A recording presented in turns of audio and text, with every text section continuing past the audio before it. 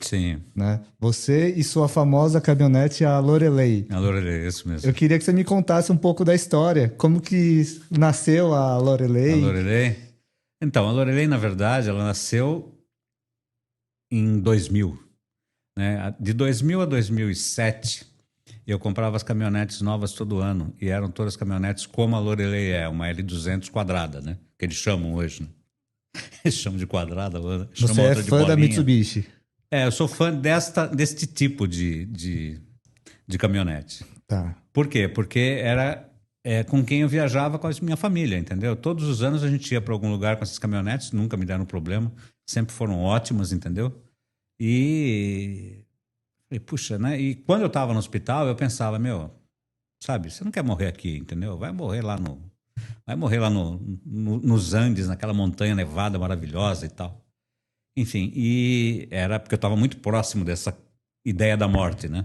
Sim. Ó, por razões óbvias. Mas o fato e aí um belo dia eu vi uma, assim, que é raro hoje em dia, essas caminhonetes não são como Land Rovers que todo mundo cuida, etc, né? As caminhonetes acabaram, assim, desaparecendo, foram vendidas, foram para o Nordeste, foram deteriorando, e, entendeu? Quer dizer, tem caminhonete muito em fazenda e tal, e são raras as caminhonetes desse modelo que sobreviveram a essa fase de renovação da própria Mitsubishi. E aí um dia eu tô passando na rua, meio desanimadão e tal, eu paro em frente a uma loja e tinha uma caminhonete 0 km dessas. Eu olhei para aquilo e falei, cacete, isso é um sinal, entendeu? Aham. Mas aí bom, acabei indo lá e comprei a caminhonete, entendeu? E na verdade você percebe que assim, eu comprei o passado de volta, entendeu? Uhum. Né? Eu acho que essa é a mensagem por trás da Lorelei, assim. A mensagem por trás da Lorelei é naquele momento em que eu viajava, minha vida estava muito boa, estava tranquila, entendeu? Eu estava sempre com a família, eu estava no lugar certo na hora certa, né? E as memórias são excelentes, são muito boas. E assim, eu via a Patagônia, já era velho, ou seja, já tinha a tua idade, vai. Não que você seja velho, não, óbvio que não. Mas, enfim, eu já tinha 40 anos de idade, entendeu? Quando eu via aquelas montanhas, aquele deserto, né? O Ushuaia, o que que era, entendeu? Aquelas estradas de rio inacabáveis que ficavam lá por 1.000 km só na terra e tal. E aquilo me encantava, né? E isso ficou na minha memória, né? Então, tem muita coisa que a gente registra que num determinado momento se resgata, porque aquilo salva a tua vida, entendeu? Sim. Então, eu resgatei aquilo, mas sem pensar na caminhonete. Eu não estava pensando nela. Eu estava pensando nessas viagens. Eu falei, você tem que viajar e fazer coisas diferentes e tal. E aí, um belo dia, eu passo na rua e vejo a caminhonete ali. Eu falei, isso é um sinal, entendeu? Eu acredito em sinais, então fui lá e comprei a caminhonete, entendeu? A gente pode fazer uma viagem no túnel do tempo, então. Lógico. Você disse agora que sua primeira caminhonete foi lá para os anos 2000, Sim, né? Os anos 2000 não tinha rede social, ele já tinha internet, mas não tinha as redes sociais. sim. Hoje a gente tem uma visão da Patagônia, da Argentina, Uhum. Uruguai, muito pelas redes sociais, Sim, claro. né? Aquela época a internet era diferente. Nem tinha internet. Na verdade, assim, eu sou um dos dinossauros da internet. Eu comecei a trabalhar com internet quando ainda era BBS. Aí você tinha redes de BBS que eram redes que você conectava, iam para um chat, alguma coisa assim. Uhum. E depois veio a internet e eu participei da internet no Brasil, trazendo a tecnologia de streaming para a América do Sul. Né? Então, eu Legal. fui a primeira pessoa a vender, vamos chamar assim, a possibilidade de vídeo na internet. Então, assim, eu conheço muito bem isso aí. Mas naquela época, por mais que a gente estivesse começando, veja, é a época dos modems 14400. Você tinha que conectar, você tinha que ter um modem que ligava na sua linha telefônica, né? A velocidade daquilo era ridícula, tanto que Sim. os vídeos que a gente vendia, o streaming naquele momento, a gente via num monitor de fósforo verde, era um quadradinho pequenininho assim, lá dentro do monitor, e um frame a cada, sei lá, 10 segundos, entendeu? Uhum. Mas era o princípio do ao vivo, né? Você via alguma coisa que estava acontecendo, coisa que antes era impossível no computador. Sim. E, obviamente, dava para a gente saber que isso ia avançar muito rápido. Bom, antes disso, eu era basicamente assim, eu trabalhava com produtora de vídeo e produzia vídeos de lançamento de automóveis. Né? E num desses vídeos de lançamento de automóveis, um produtor, assim, a gente resolveu gravar o carro num lugar diferente e um produtor trouxe uns livros que ele tinha pego da Patagônia. Patagônia, deserto do Chile, essas coisas todas. Eu comecei a ler aquilo lá e ver, na verdade, né, rapidamente folheando, eu falava, mas peraí, isso aqui é aqui perto? Ah, isso aqui é 1.000 quilômetros daqui, isso aqui é 2.000 quilômetros daqui. E dá para ir até lá de carro? Ah, dá para ir de carro e tal, tal, tal. Ah, legal. Puf, pus os livros do lado, mas ficou na minha cabeça, né? Aí, passou-se algum tempo, eu falei, pô, esse negócio de Patagônia deve ser legal, né? E aí eu comecei a pesquisar. Achei na internet um site, mas assim, um site na época... Bem pré-histórico. Não, aqui é né? pré-histórico, assim.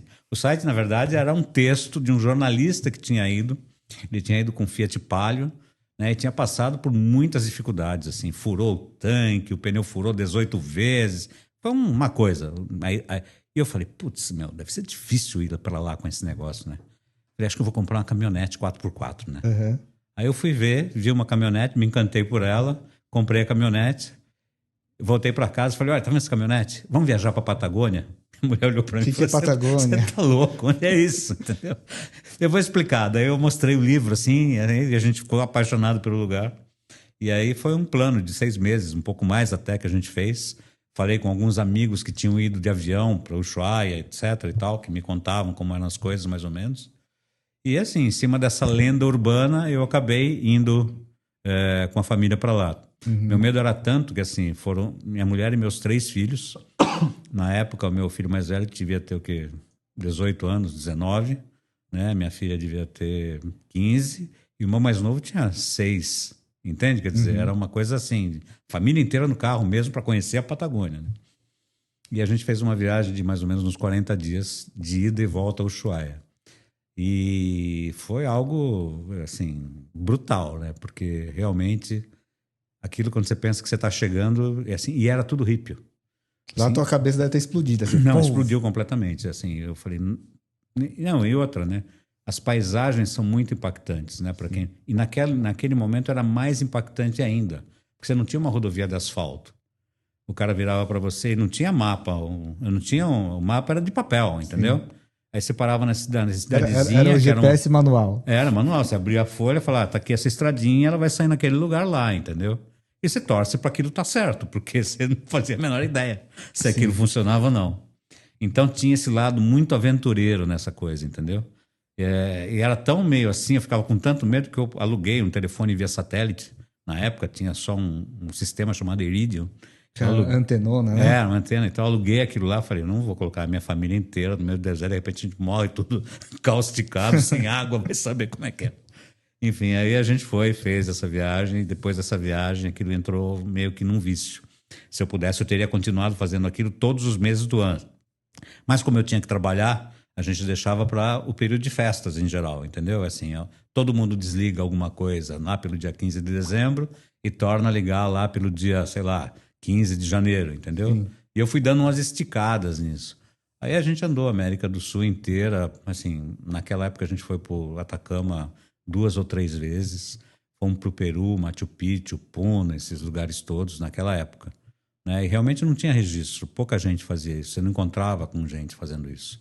Porque as estradas eram, assim, horríveis, entendeu? E assim, por exemplo, o Peru era muito desafiador.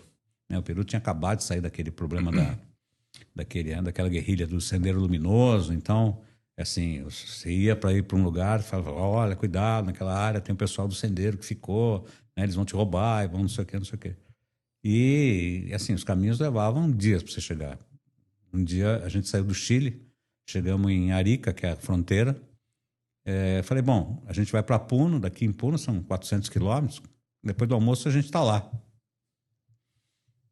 É assim, de Arica até Puno, que são 400 quilômetros, levou 16 horas. A estrada era hippie, como você disse. Não, era rípio e assim, era montanha, subida, curva, não sei o quê, precipício, não sei. Ou seja, até chegar lá, entendeu? Sim. Tinha um trecho final perto de Puno que tinha o asfalto, mas assim, aí teve um incidente lá que foi muito legal, porque assim, a gente estava andando, nesse dia eu estava com a caminhonete, com uma das caminhonetes, e meu filho estava com a Pajero TR4 dele. E a gente estava com um radinho, falando um com o outro e tal. Isso foi em 2006.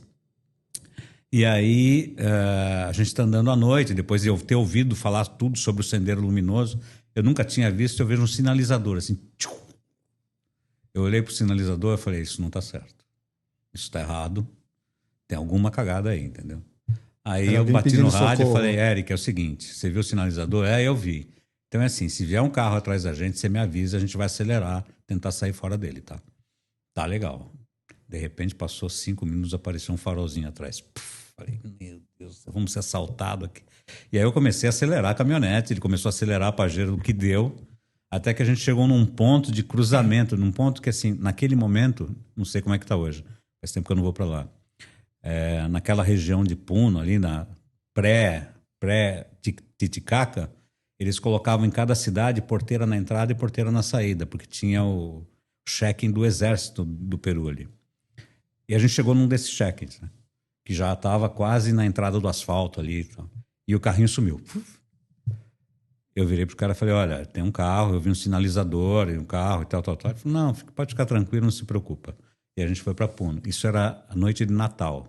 A gente estava chegando em Puno. Devia estar tudo fechado, para variar. A hora que chega em Puno, parecia uma praça de guerra, porque primeiro assim, a cidade, naquele momento, assim, não é que ela é feia, entendeu? Mas ela é como é, né? As casas são de adobe, entendeu? Quer dizer, tem muita coisa marrom, etc.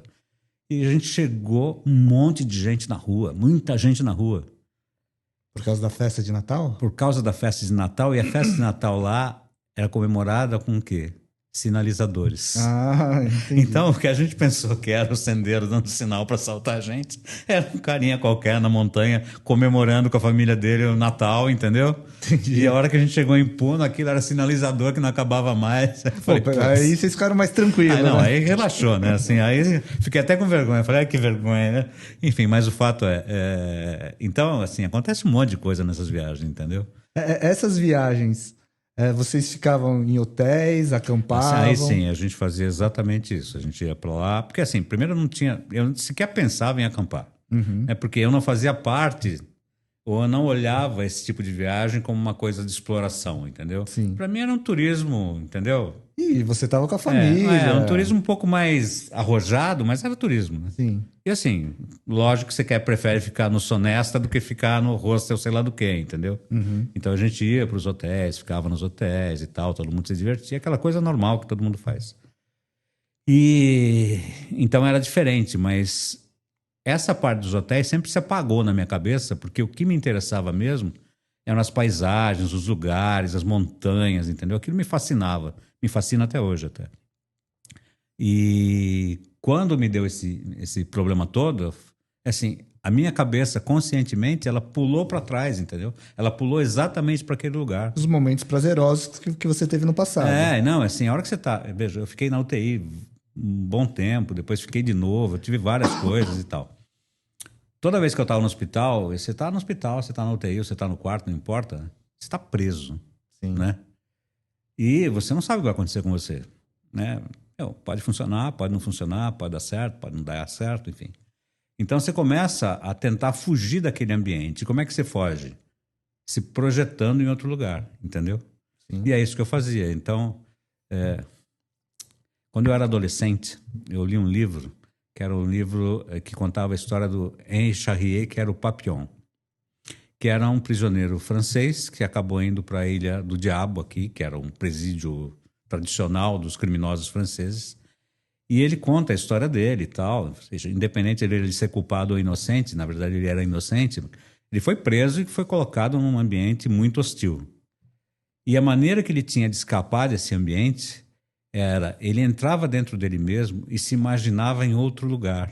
E ele vivia uma vida dele nesse outro lugar na cabeça dele, entendeu? Legal. Então, assim, eu me lembrava daquilo e assim, eu falava, olha, você está em outro lugar, cara, você vai para outro lugar. A hora que você sair daí, você corre para lá, entendeu? Uhum. Falei, eu vou para lá, eu vou para lá, eu vou para lá, eu vou para lá. Lá pode ser qualquer lugar, pode ser uma montanha, pode ser um lago, pode ser, sabe, Piracicaba, enfim. E quando eu saí, passei por tudo isso, eu falei, bom, agora está na hora de montar essa coisa. Eu vi a caminhonete, eu falei, com a caminhonete que eu vou, entendeu?